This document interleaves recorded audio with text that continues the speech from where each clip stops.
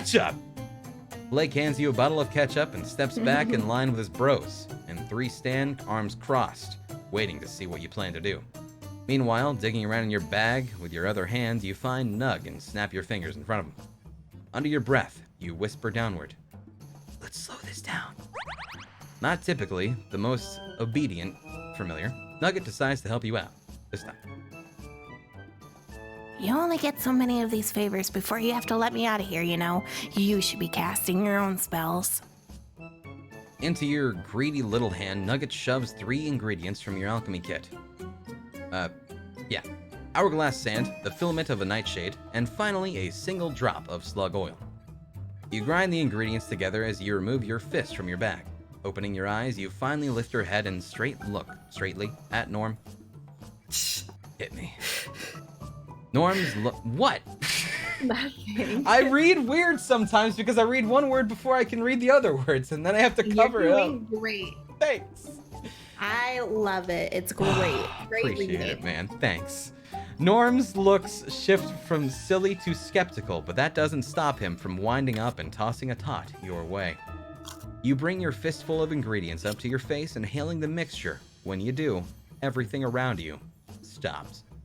The tater tot is stuck in the air, moving ever so slowly across the dining hall. The mixture is inhaled. Nope, the mixture you inhaled, Timekeeper's essence, has caused everything but you to become nearly frozen in time. Nugget pops his head out of your bag. You shoot him a death glare. There are too many people here for that. You think it's pleasant cooped up in a bag with an open bottle of slug oil? In their time, this is happening so fast they won't even notice. Can you see I'm in the middle of something? Okay, back I go. But from here on out, you craft your own spells.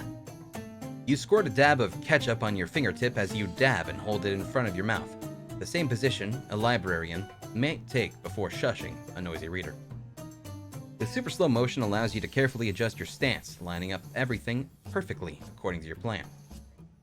As the tot hovers in front of you, you open your mouth, exhaling the essence.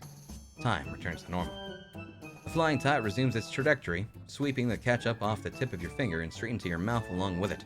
Just a tiny speck of red is left over in your lip as you smile victoriously. The room goes silent. Legendary! You wink at Norm, who is dumbfounded and still hairy. Before the moment passes, you decide to capture the memory with a quick sketch in your grimoire. I don't know Sketch. how you had the time to draw it. Nice drawing. Having weathered the storm of your first ever tater tot crucible in your own way, you grab a tiny tray of food, feeling like a true camp witchy bull. With new friends sitting on either side of you, you enjoy a deliciously grilled cheese sandwich like a normal kid. You know you can't stay all summer, but it's fun to imagine what it would be like to be really one of them. I mean, they melt cheese between slices of fried bread and call it lunch. It's not hard to imagine. It'd be great. After lunch, your Camp W bunkmates head outside and gather up in front of Camp Center. You follow along to see what happens. By now, you've met most of the other campers your age, or at least seen them perform food-based stunts. But you do notice one new face, attached to a boy, attached to a leash. You were unaware that humans kept other humans as pets. Are you going to keep me shackled up like this? I want to see my parents. Aww. You got here 5 minutes ago, Wilfred, and I'm not the one who put this thing on you. They did. Honestly, I'm just waiting to be sure your folks are gone so I can take it off. It gives me the creeps. The boy looked beyond harmless, clutching a stuffed teddy bear, fresh tears drying on his cheeks. Wilfred, deceptively devious, considering his short stature. He looks like a little shit. Mommy! I told you, she's gone. Look, you can see her car driving off in the distance. She is? Wilfred peers off in the distance to see if he's being told the truth. Just off on the horizon, a purple minivan kicks up one final cloud of dust as it disappears from view. Oh, she is. Well, I'm sure she's gonna turn around and come right back for me any second. second. The dust on the edge of camp dissipates. It's clear that no one is coming back. Wilfred wipes away his tears and straightens up. Another summer on my own, huh? At least I've got Teddy. Then he pops the head off his teddy, exposing a secret compartment, and reaches elbow deep into its body. He pulls out a kid-sized survival knife and slices off his toddler tether. I can't believe they keep trying with that thing. Honestly, neither can I. You've really got them fooled. Some of us are just born with it, I guess.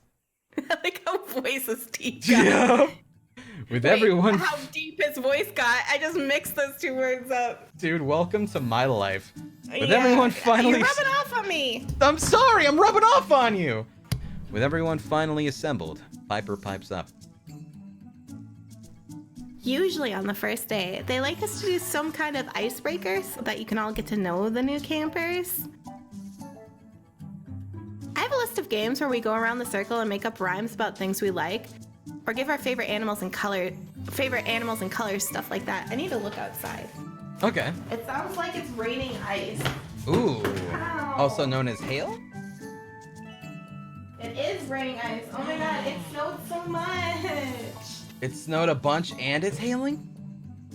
Yeah, well, it's like icing. Oh, like It's on a not cake? hailing.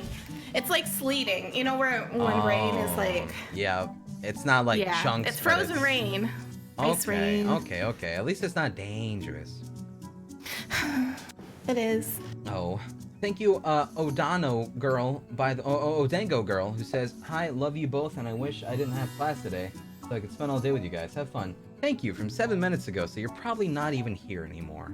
Maybe. Ah, darn it me. But Captain Papercut is still here. That's true. Thank you, Captain Papercup, for 16 months, as well as Alkekenji, and Pantaline Mon, and Rudy Corn, who says, "Breakfast consumed. Time for periodic cryptid facts. I won't be spamming them, but if it gets annoying, just let me know." Thanks, Rudy Corn. Whatever you want to do, man. Just Definitely not annoying. do, as long as it's, like, good facts. You know, like, good vibes facts. I don't want to know things that I didn't know that would just bum me out, if that makes sense. You know what I mean? Right. Yeah. Don't be like, "Hey, did you know, by But the they're way..." cryptid facts. Okay. Well, some cryptid facts could be negative. Like, did you know cryptids don't believe that women should vote? That would be a bummer. I wouldn't like that. So I That would like would to be know interesting to know, because I wanted to be a cryptid, and if I find out that they don't want women to vote, then I don't want to be a cryptid anymore. Yeah, because then you would just be like, you know, going down in the level of like respect if you went cryptid. I know, and already, because I am a woman, my respect is pretty low. Fuck, I respect you. I'm just kidding. Thank you. Thank you, Rudy Corn. Here's one that kind of fits the woods and camping motive. The tea kettler is a stubby-legged dog with cat ears found in the wilderness of Minnesota and Wisconsin. It walks backwards and makes a sound like a boiling tea kettle. Supposed to be very shy, they've only been seen by lumberjacks. Ooh. And Nuria May and Damned a Little Longer. Thank you for the subs. Alright, did you read this line? Oh, but I forgot it back at the bunk. And besides, we only have 2 new campers, Sophie and the other one. Hi, So, we're gonna skip it and head straight to our first activity, either music and dance, sports, or archery. I mean, realistically, if you're at camp and, like, they don't have any information on you, like, they would probably call someone because, like, you know, camp's expensive. Yes. So, fuck it. Let's just go with they're just not responsible. They're very irresponsible. They're all run by kids. That's and true. one adult. And the one is it? Oh, the cook. Who's the cook? That's not good. This is you, by the way. Oh, you, new kid. Just pick an activity and let's get the show on the road. Actually, my name is. Hey, we ain't got time for your life story. Just pick an activity and let's get the show on the road. Sophie has taken up a post directly behind you, letting you act as her shyness shield. Technically, you are newer than me to this camp by about 40 minutes. if you don't choose soon, this afternoon activity will turn into a nighttime activity, and I promise you that it's not easy to hit one of those archery targets in the dark. Whoa. Oh my god. Okay. Well, I mean, like, shit. We got a few boys here. All boys. They're all boys. All boys. All boys. I mean, all of them sound like they could be good. Do you want to go hang out with Dad? I mean, you can choose whatever you want. I'm gonna hang out with Dad. Whoa, that wasn't even one of the choices I listed. Listen, kid, I'm gonna level with you. This manicure that I got yesterday won't get a chance at another, and I won't get a chance at another all summer. I try not to be that girl, but there's no way I'm going wrist deep in the dirt on the first day. Pick something else. Like I said, anything but gardening, maybe tomorrow. Aw, wow. Want to go, like, partake in, what are those, one of those, Disney movies where it's a musical camp? I know I've seen one of those Disney... Camp Rock. Camp Rock, that was it. You follow some of the other campers into the music hut where Sid greets you and hands out scripts. What's this? This is my masterpiece. For years I've been crafting my very own rock opera, and now it's finally finished. With some help from Piper, as I get the spit from my throat. Ew.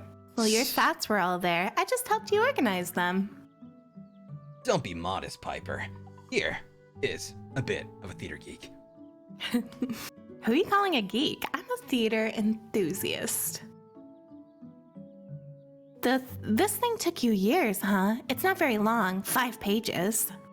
Oh, it's not the page number that's important, it's the ideas in the pages.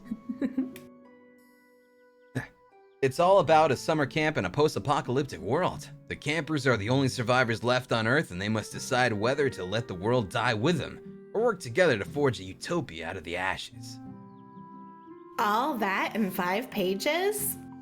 A lot of it's improvised. Wilfred, I want you to play the villain because, well, typecasting. Now, the villain is an evil camp director bent on destroying what joy remains in the world. Sid shoves Wilfred towards a giant trunk of costumes marked evil attire. And Kwai, I want you to play a new kid in camp. Again, typecasting. The hero represents the hopes and dreams of a better future. Since this is a rock opera, I'm gonna use a face paint to give you a totally glam look. Before you can object, I don't know why you would, Sid begins dabbing a huge paintbrush into some wild colors. What color would you say your aura emanates? Red, perp? Ah, perp! Yes. I like red. You wanna go with red? I want to go with red. Green? Dayman. Nightman. Alright, you know what? Let's go with your pick. It's definitely, let's go with red. Totally red. Interesting. I can work with that. You're almost instantly covered in cold, wet paint. Is this house paint? It's an old family recipe, but maybe avoiding swallowing any. Without a mirror nearby, you have no idea what you look like, but Sid looks very pleased with the outcome. Okay, what are you laughing at? TML's little, like with the hand holding the phone and the dog with the sunglasses, and it says woof. That is pretty good, actually. Oh, that's Dex emote.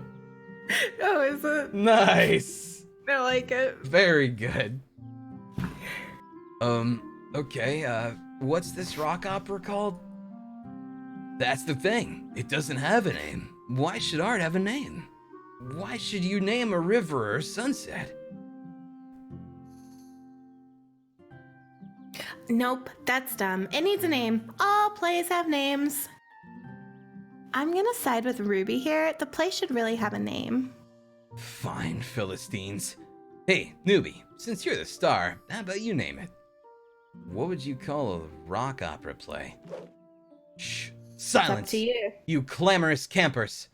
Camp loud now, the unhushed opera, the echoless whisper of yesterday's future. Camp Loud Now, the unhushed opera. Nice. Really? That's what you want to call it? Maybe we should all come up with a name together? Too late. Quiet spoken. Whatever. Now, I want you to all take your scripts, memorize them, and meet back here tomorrow to begin rehearsals for Camp Loud Now, the unhushed opera. What if we don't want to be back here tomorrow? That's okay too. Just go where the music takes you. Yeesh, and I thought Todd Frittata was dramatic. Todd Frittata? Oh yeah? You look down at your script. Nope. You look down at your script. At your what? Stripped? Stripped. That's not the right one. Your part has been highlighted. There's only 2 lines to memorize. The rest is just stage directions like feel the drama, act like there's no tomorrow, and improvise your own reality. Before leaving, you glance in the mirror.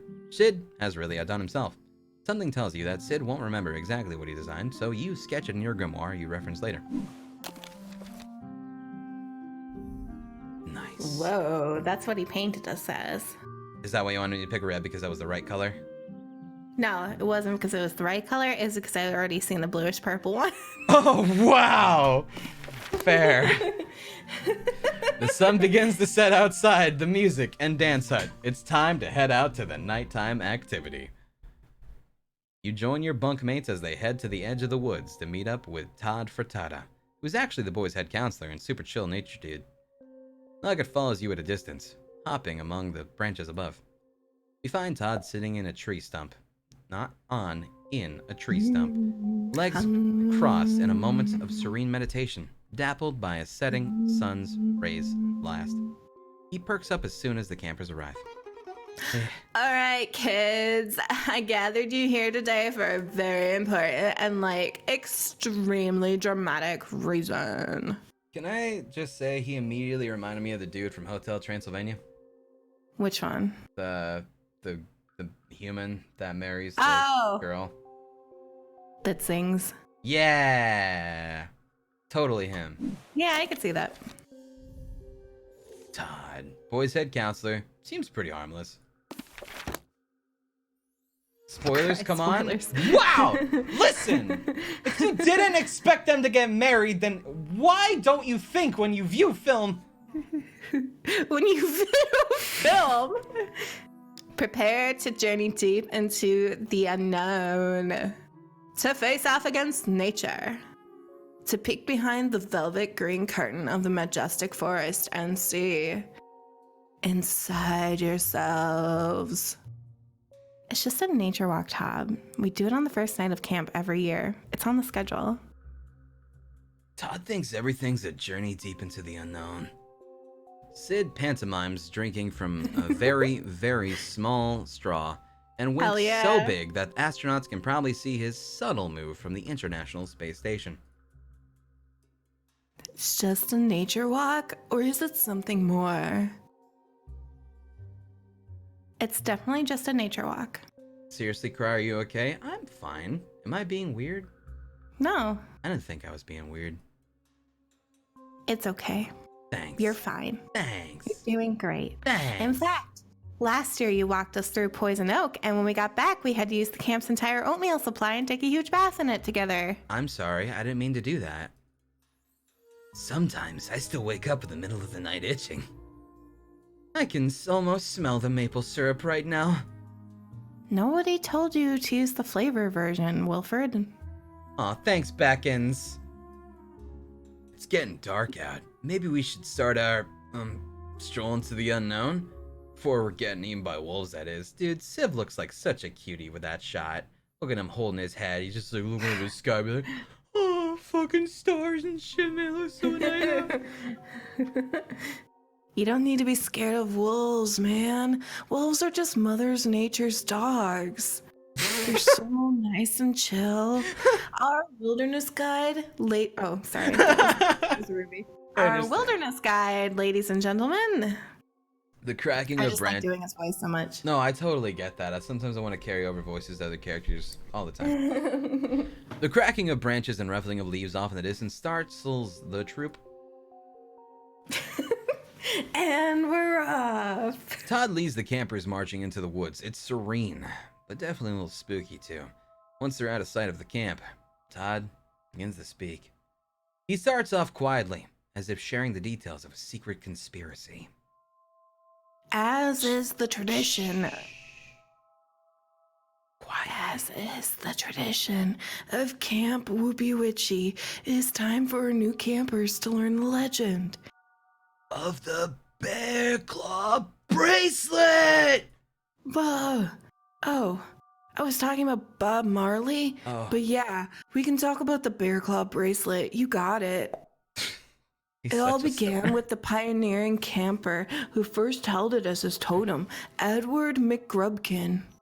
An odd hush rolls through the group. Campers can only whisper his name. Farich. 2 wishes. Damned a little longer. Thanks for the sub. McGrubbin. McGrubkin. I'm just gonna ask then, what's a bear claw bracelet? It's only the most sought after award in all of camp history. Only one camper has ever earned it, which is a little misleading since he technically invented it. Jealous much, Sid? I'm just saying, it's not a traditional badge. It's more like a great honor.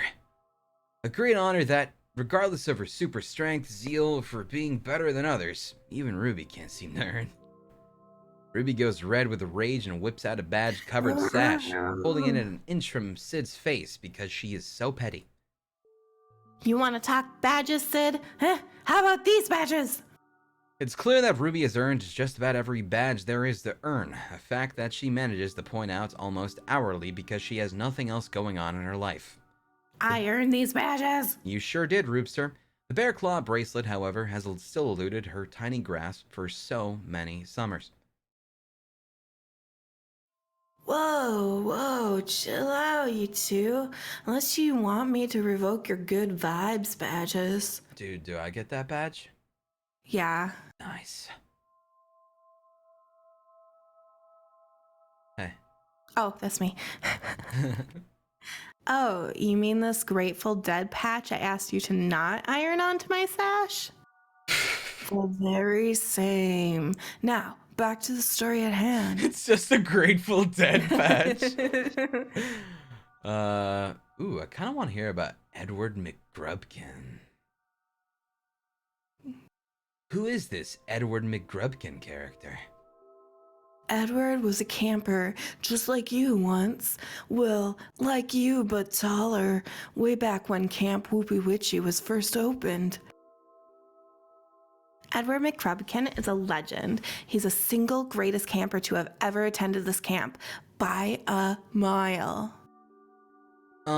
We looked into it, and according to our research, Edward McGrubkin isn't actually real. He's certainly something of a folk hero in these parts, but when there are many anecdotal mentions of him, they can all be traced back to former campers. No official records bear his name. Birth, death, photo rolls, nothing. What if it was another witch? So he's a ghost? I knew it. I knew this camp would be the death of me. Am I a ghost right now? Maybe we all actually died in these woods together, and we're doomed to walk the forest for an eternity, listening to Ruby brag about badges! A fate somehow worse than death. Ella just said there were no birth or death records with that name. How can McGrubkin be a ghost if he never lived or died? Don't trust everything you read online. I can assure you, Edward is very real. The first year Camp Whoopie Witchy opened up, it was just a small camp, still getting established. Edward was one of the first group of campers in attendance. You want to know why you shouldn't believe everything you read online? Why?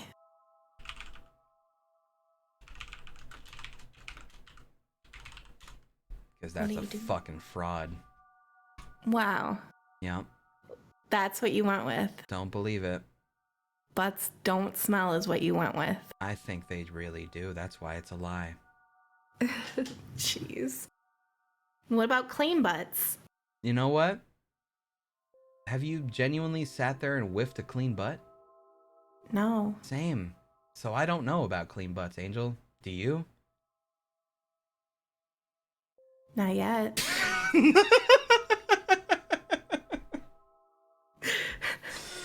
All right, fair enough. You can smell my butt sometime if you want, I suppose. No, I'm good. It's Okay. gotta be clean though. But yeah, of course. You're up, Todd. It was just a mom and pop operation back then, and it was a lot more rustic than it is today. More rustic than this? The wood chip paths between the bunks are considered a luxury by modern American summer camp standards. One day, a giant grizzly waltzed in the dining hall and attacked the camp director head on. The thing was rabid, foaming at the mouth. No one could distract it or scare it away. It roared so loud that it actually broke the glass windows. True story. You know that saying true story doesn't make a story true, right? Fucked up if true. It's fucked up if true. Edward sprang into action and saved everyone by fighting the beast to the death. In the process, he tore off the grizzly's paws and used them to go on the offensive, turning the tide of the battle. That's fucked up. Yeah. Thanks, Chiefs Popsicle, for your 22 months. Offensive is right. Poor thing. It's you. Yeah. Afterwards, they stuffed the bear, and now it stands as a tribute to Edward's bravery and the legacy of Camp Whoopie Witchy. And how do we know all this actually happened? Well, they took a photo that day, and you can see for yourself in the main hall. Photoshop hadn't even been invented yet, so it's indisputable. That's true. The group finally arrives at a campsite just out into the woods where the light of the main campus has faded in the distance. Todd sparks some flint into the fire pit and lights up instantly. It's good to set your sights on the BCB, but let's not forget about all of the other badges up for grabs at Camp Whoopie Witchy. In fact, now is the perfect time to earn one. Everyone takes their seat in a circle around the flames. Who would like to unspool an epic yarn and earn themselves a campfire storyteller badge? Todd places his flashlight just below his chin, casting a terrifying shadow over his face. Whoa. Bonus points for scary stories, but not too scary. Cleaning all of your sheets every single morning is seriously bad for the environment. Oh, I can tell the story of the Lakeside Institute for the Criminally Deviant, the abandoned insane asylum across the lake from camp.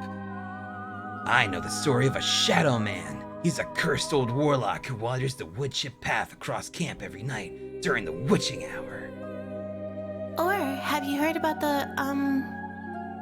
well, they call her the bride, but the thing is, she never actually made it to her wedding before disappearing into the forest. So I guess they really should have called her the fiancé. That's true. The campers sit in silence, scared to speak up as if they may invoke not only a story, but a ghost itself. Wow. I kind of want to hear about the bride, Okay. or the fiance, or the Shadow Man, because both of those sound like better than. No offense, Sid, you're great, but that sounds like it's more of just like real people stuff. I want spooky shit. Yeah. Doing bride. Seeing how we're already sitting in a forest, I think the story of the bride, fiancé is perfect. Sophie stands in front of the fire, the glow of the flames flickering around her as you consider getting a saltine or a banana from downstairs, but you don't know if you should tell Angel that or not. One winter. I need to be able to click then. Oh yeah. If you are going to grab. That's right, we could do that! Yes, so we don't gotta wait. 100%, alright. You are now in charge. Don't accidentally click. You're good. I'll be right back. Okay. One winter, a young couple from the town not far from Camp W decided that the next spring they would be married. It didn't work. I can't click. It didn't work. Hi, guys. How did that not work? I don't know. I gave you the click thing. You are now on clickable turf.